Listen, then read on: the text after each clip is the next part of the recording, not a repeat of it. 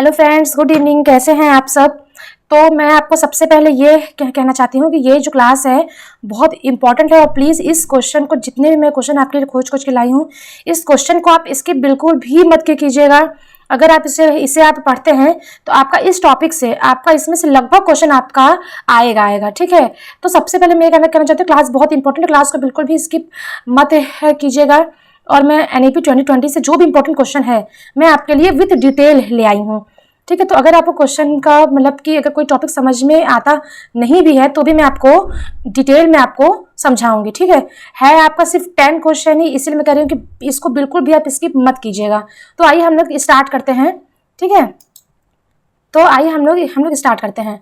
तो देखिए, हमारा सबसे पहला क्वेश्चन है ये, मई 2016 में किसकी अध्यक्षता में नई शिक्षा नीति के विकास के लिए समिति, ठीक है, committee for evolution of the new education policy ने अपनी रिपोर्ट प्रस्तुत की थी। ठीक है, अगर आप मेरे चैनल पर फर्स्ट टाइम आए तो प्लीज़ मेरे चैनल को लाइक शेयर सब्सक्राइब कर लीजिएगा। और क्लास को एग्जाम के पहले एक बार टॉपिक को जरूर पढ़िएगा, भगा के देखिए, चाहे आप आराम से देखिए, लेकिन आप पढ़िएगा। हाँ, और इम्पॉर्टेंट है इसलिए मैं कह रही हूँ कि क्लास इसकी बिल्कुल भी मत कीजिएगा।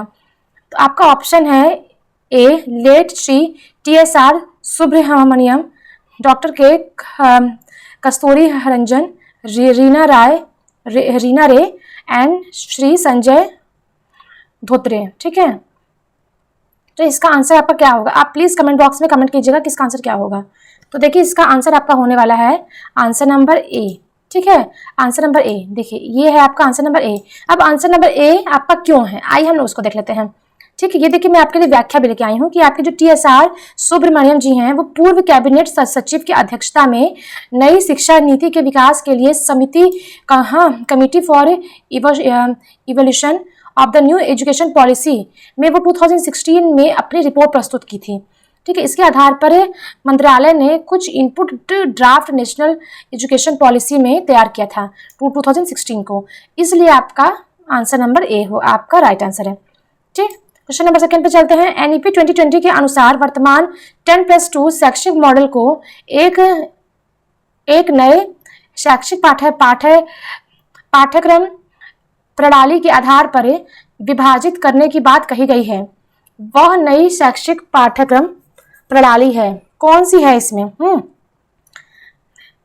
आप प्लीज़ कमेंट बॉक्स में कमेंट कीजिए ताकि मुझे ये चीज़ का पता हो सके कि आपका तैयारी कितना चल रहा है। आपका 7 जुलाई को ही आपका एग्जाम होने वाला है, टाइम बहुत ही कम है और जितने आप प्रीवियस ईयर क्वेश्चन को सॉल्व करेंगे उतना ही आपके लिए अच्छा है। तो देखिए, इसका आंसर होगा आपका आंसर नंबर बी। ठीक है, आपका इसका ये 5 3 + 3 + 4 क्यों होगा ये देख लेते हैं। देखिए, NEP 2020 के अनुसार वर्तमान 10+2 शैक्षणिक मॉडल को, ठीक है, 3 to 8, 8 to 11, 11 to 14 और 14 to 18 वर्ष की आयु के अनुसार बांटा गया है, इसीलिए 5 + 3 + 3 + 4। ठीक है, मतलब कि इतने में पढ़ने वाला बच्चा कम से कम 5 तक का हो, +3 + 3। ठीक है, 5 साल ये, 3 साल ये, 3 साल ये और 4 साल ये। ठीक है, तो इस एज को इस तरह से बांटा गया है। तो ये चीज़ है। अब आइए हम लोग अगले क्वेश्चन पे चलते हैं। देखिए, आपका है राष्ट्रीय शिक्षा नीति 2020 में शिक्षक को किस कक्षा तक मातृभाषा और स्थानीय या क्षेत्रीय भाषा में पाठ पढ़ाने पर बल दिया जाता है। किस, आपका ऑप्शन आपका क्या होगा, क्लास 3, क्लास 4, क्लास 5 या उपयुक्त में से कोई नहीं। तो देखिए, इसका आंसर आपका होगा आंसर नंबर सी। ठीक है, क्लास 5। ठीक, क्यों होगा 5 ये भी देख लेते हैं। NEP 2020 में मातृभाषा, स्थानीय व क्षेत्रीय भाषा को कक्षा 5 तक, ठीक है, कक्षा 5 तक में के लिए शिक्षा में अध्यापन के माध्यम के रूप में अपनाने पर बल दिया गया है। ठीक है, ओके, आई होप आपको मेरी क्लास पसंद आ रही होगी। तो प्लीज़ मेरे चैनल को लाइक से सब्सक्राइब कर दीजिएगा। अगर आप मेरे चैनल पर फर्स्ट टाइम आए हैं तो मेरे चैनल को सब्सक्राइब करके बेल आइकन को प्रेस कर दीजिएगा। क्वेश्चन नंबर 4 पे चलते हैं। किस वर्ष तक अध्यापन के लिए मिनिमम, न्यूनतम मतलब होता है मिनिमम, डिग्री क्वालिफिकेशन आपकी चाहिए। ठीक है, आपका B.Ed का होना अनिवार्य है, 4 वर्ष का B.Ed का होना अनिवार्य है। तो आपका इसका आंसर आपका होगा आपके सामने डी। ठीक है, डी देख लेते हैं। 2030 तक, 2030 तक आपका 4 साल का B.Ed होना अनिवार्य है। इसका आंसर आपका डी क्यों है।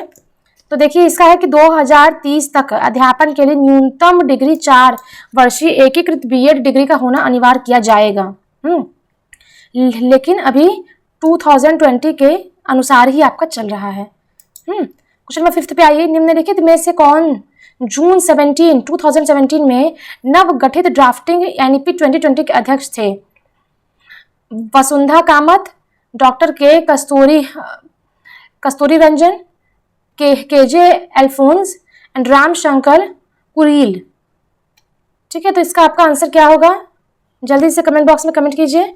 आपका इसका आंसर होगा answer number B. Answer number B is a right answer. And what, क्यों?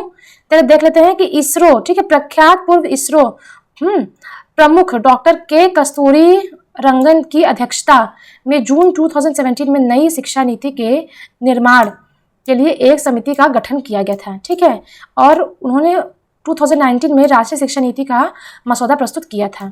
इसलिए आपका ये आपका राइट आंसर। ठीक है, क्लास बहुत ही इंपॉर्टेंट है, प्लीज स्किप मत कीजिएगा। 6 क्वेश्चन पे चलते हैं। राष्ट्रीय शिक्षा नीति 2020 के अनुसार उच्च शिक्षण संस्थानों में सकल नामांकन अनुपात, ठीक है, ग्रॉस एनरोलमेंट रेशियो को कितना प्रतिशत बढ़ाने का लक्ष्य रखा गया है? देखिए इसका आंसर आपका सामने है, आपका आंसर डी होगा। ठीक है, तो आपका D is a right answer. तो डी आंसर यहाँ पे आपका क्यों है ये भी देख लेते हैं कि देखिए व्याख्या, ठीक है, राष्ट्रीय शिक्षा नीति 19, ठीक है, आपका 2020 जो है उसके अनुसार क्या हुआ है कि आपका उच्च शिक्षा संस्थानों में जो आपके बड़े बड़े संस्थान हैं वहाँ पे ग्रॉस एनरोलमेंट रेशियो को 50% तक रखने का गोल रखा गया था। ठीक है, गोल था, और 2035 तक रखा गया है। ठीक है, मतलब कि 2035 तक आपका 50% आपका वो चीज़ चलने वाला है, ग्रॉस एनरोलमेंट रेशियो। ठीक है, इसके साथ ही देश के उच्च शिक्षा संस्थानों में 3.5 करोड़ नए सीटों को जोड़ा जाएगा। ठीक है, ये तो आपका होगा फ्यूचर का बात। क्वेश्चन नंबर 7 पे आते हैं। एनईपी 2020 में एमएचआरडी द्वारा, ये आपका बहुत बड़ा क्वेश्चन पूछा गया है, डैश की व्याख्या की स्थापना की मांग की गई है। तो क्या होगा इसका ऑप्शन? देखिए, बुनियादी साक्षरता और संख्यानात्मक ज्ञान पर एक राष्ट्रीय मिशन, national mission on foundational literacy and numeracy, उच्च शिक्षा आयोग, higher commission education, national research foundation, national research foundation, या उपयुक्त में से कोई नहीं। आपका इसका आंसर क्या होगा? देखिए इसका आंसर आपका होगा आंसर नंबर सी। ठीक है, answer number C is a right answer. ठीक है, नेशनल रिसर्च फाउंडेशन। तो हम लोग देख लेते हैं ये क्यों है कि एनईपी 2020 में एमएचआरडी में जो हुआ था, हाँ, बुनियादी साक्षरता और संज्ञानात्मक ज्ञान पर जो एक राष्ट्रीय मिशन हुआ था।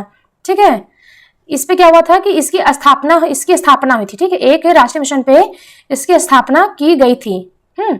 ये है आपका। क्वेश्चन नंबर 1 पे आइए, हम लोग देखते हैं। एनईपी 2020 के अनुसार कौन सा नया निकाय स्कूल शिक्षा के लिए एक समग्र दृष्टिकोण प्रदान करेगा?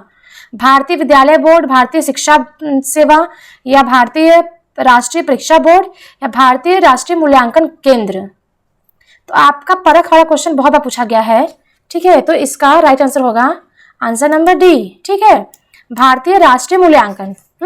तो हम लोग ये भी देख लेते हैं ये क्यों होगा। देखिए, भारतीय राष्ट्रीय मूल्यांकन केंद्र जो आपका परख है, हाँ, परख में क्या कि एनईपी 2020 ने भारतीय राष्ट्रीय मूल्यांकन केंद्र परख के गठन का प्रस्ताव रखा है, और इसका उद्देश्य मूल्यांकन की गुणवत्ता में सुधार करना और विभिन्न स्कूल बोर्डों के बीच मानकीकरण सुनिश्चित करना होगा। तो ये होगा आपका answer. Answer number D is a right answer. And second last question पे चलते हैं। आपका क्वेश्चन नंबर 9 है, आपके सामने है। एनईपी 2020 के तहत शिक्षक शिक्षा और प्रशिक्षण के विकास की निगरानी के लिए किस निकाय का निर्माण का प्रस्ताव है? ठीक है, तो इसका क्या होगा? राष्ट्रीय शिक्षक आयोग, राष्ट्रीय शिक्षक शिक्षा परिषद, या राष्ट्रीय मूल्यांकन केंद्र, या शिक्षक एनपीएसटी के लिए राष्ट्रीय व्यावसायिक मानक। तो इसका आंसर आपका होगा आंसर नंबर डी। ठीक है, answer number D is a right answer. ठीक है, ये भी देख लेते हैं कि क्यों।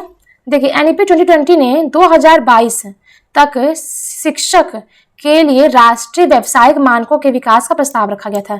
यह निकाय शिक्षकों के लिए एक व्यावसायिक मानक निर्धारित करने और शिक्षा और प्रशिक्षण की गुणवत्ता में सुधार करने में मदद करेगा।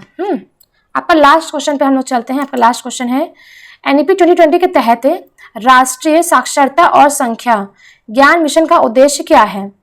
उच्च शिक्षा को बढ़ावा दिया जाए या 2025 तक कक्षा 3 तक बुनियादी साक्षरता और संख्या ज्ञान प्राप्त करना, या प्राथमिक स्तर पर कोडिंग की शुरुआत करना, या सभी छात्र के लिए डिजिटल साक्षरता सुनिश्चित करना।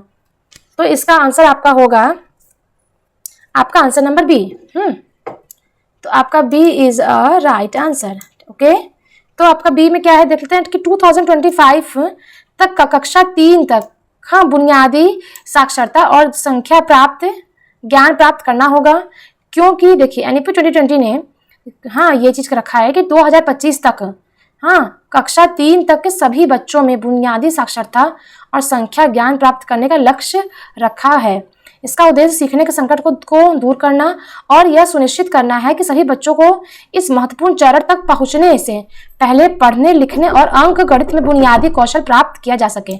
ठीक है, तो आई होप आपको क्लास मेरी पसंद आई होगी। आज के लिए बस इतना ही। Bye bye, thank you.